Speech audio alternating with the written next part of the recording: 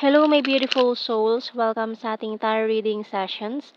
Keep in mind, general reading po ito, maaaring mag-resonate, maaaring hindi. Kunin nyo na lang po kung para sa inyo and leave the rest. Maaaring mag-shift na energies or magkabaliktad ang sitwasyon. Kaya kayo na pong bahala kung saan kayo nakalugar sa reading natin. Okay? So, let's see. So we have here, wow, the Sun card, the happiest card, and the Seven of Pentacles. Ooh, Eight of Cups and the King of Swords. So meron ka na naman dyang tinatanaw-tanaw sa malayo, hinihintay. So we also have here the Six of Pentacles, Three of Pentacles, the Five of Swords, and the Magician. So you are manifesting this ngayon, lalo na ngayong bare months bago magpasko, parang may hinahangad ang puso mo na ibibigay sa'yo ngayon. So we also have here the Hermit card sa ating bottom card. So meron tayong specific signs ng Virgo and Leo. Ayan, Virgo and Leo placements sa ating reading ngayon. Strong ang kanilang energy dito. So, tingnan natin.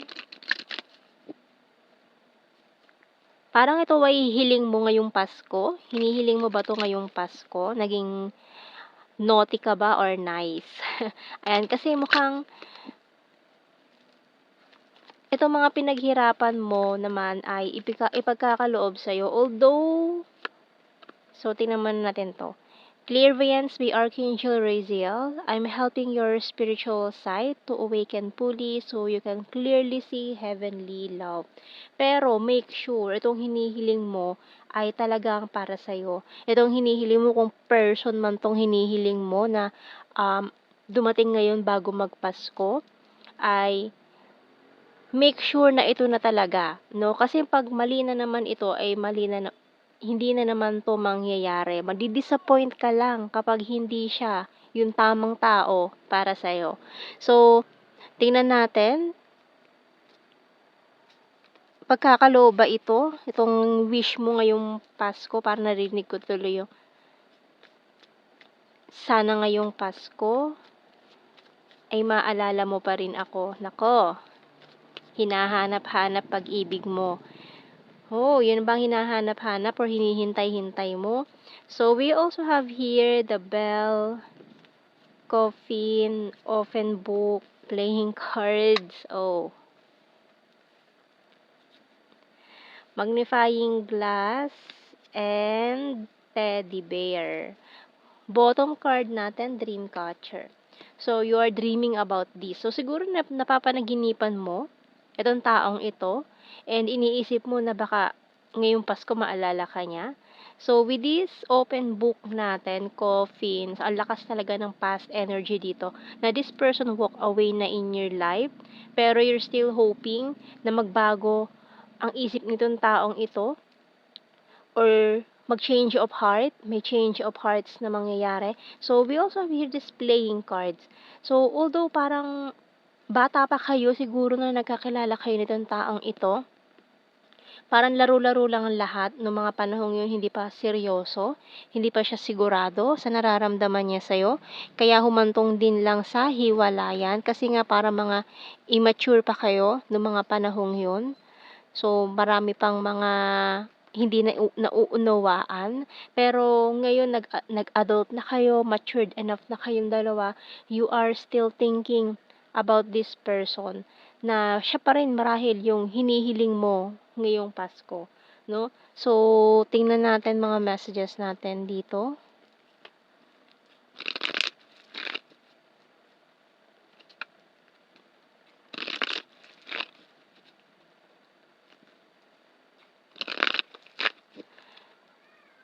Okay. Can't sleep thinking of you all night long. Oh, yun na. And powerful and discipline. I regret rejecting you. Oh. So, itong taon to may mga agam-agam din siya. Hindi lang ikaw yung nag-iisip sa kanya this time. Maaaring iniisip ka rin niya ngayon. Kung nireject ka man itong taong to noon, ay iniisip ka niya na what if hindi kita nireject? What if tinanggap ko yung offer mo? Ano kaya tayo ngayon? So, may mga ano din siya. Iniisip din siyang ganon. And to, can we start again? So, maaaring wrong timing or maling simula yung nangyari sa inyo nitong taong ito. I'm strong and independent, willing to take the risk. I want a family with you. We're compatible to each other. Crying over you, feeling lost. So, maaaring parehas kayo na nangungulila sa isa't isa, lalo na ngayon magpapasko na naman, no? Ayan, magpapasko na naman, wala pa rin siya. Pasko na naman, pero wala ka pa, mga ganyan. So, tingnan natin. More messages here. So, maaaring parehas kayong single ngayon itong taong ito.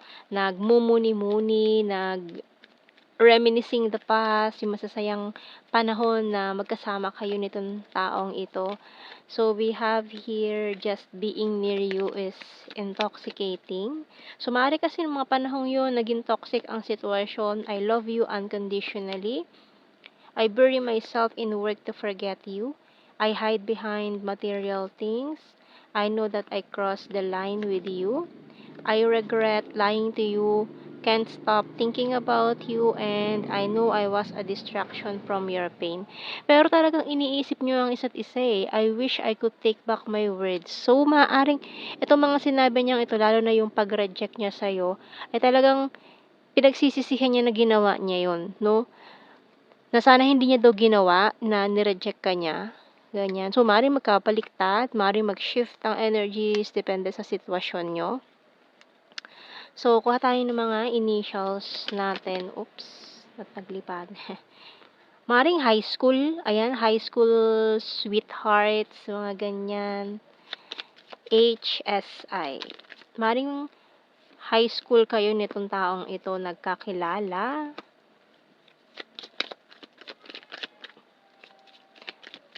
NZTG JNN FQ A oops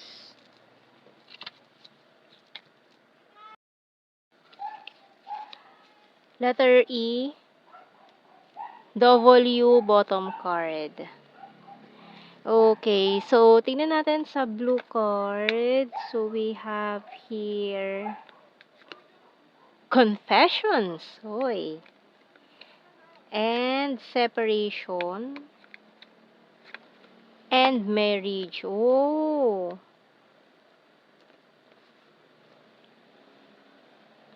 So, maaaring ngayon iniisip nitong taong 'to ang mag-settle down at ikaw yung naiisip niya. Maaaring nangako siya nung mga bata kayo na ikaw ang pakakasalin niya, pero dahil nga nagkaroon kayo ng separation, nagkahiwalay kayo ng landas, after siguro ng graduation ninyo ng high school, siyempre nagkaroon na kayo ng mga iba't ibang craft or iba't ibang mga career sa buhay. So, nagkahiwalay na kayo, lalo na nag-aral kayo ng college, ibang kurso na yung mga pinagkukuhan ninyo, maaaring may lumipat na rin ng lugar, ibang lugar na nagkalayo na kayo, na wala na kayo ng communication, mga panahong yun. And ngayon, kapag iniisip niya yung usaping kasal, ikaw yung naiisip niya, maaaring lagi ka pa rin napapanaginipan nitong taong ito, ayan, and ikaw pa rin yung nai-imagine niya sa kanyang future. So, tingnan natin more messages dito sa ating general signs and the messages cards natin. So, we have here talented. So, maaaring mga high school kayo, may mga kayong sinasalihan dahil sa mga talent ninyo, yung mga antabag doon, yung mga club, ganyan, di ba, mga music club, ganyan, dance club, mga ganyan, history club, di ba, may mga ganyan-ganyan. So, maaaring dahil very talented kayo, nagkakasama kayo sa mga ganong activities. So, we have here, Chaser, maring December 9. May mangyaring maganda sa December 9. Divine Masculine, Future Lover, Travel. So, this person is stalking you. Hinahanap ka niya sa social media. Number 3, Beautiful, Emotional, Food Lover. Number 6, May, Gorgeous. So, maring twin flame pala kayo. Summer, South PH, Libra, Overthinker, Divine Feminine, Nature Lover. Number 7, Sagittarius, Smart, Vulnerable, Athletic, and Kind-hearted. So, maaaring mga athletic din kayo noon or varsity player. Wow!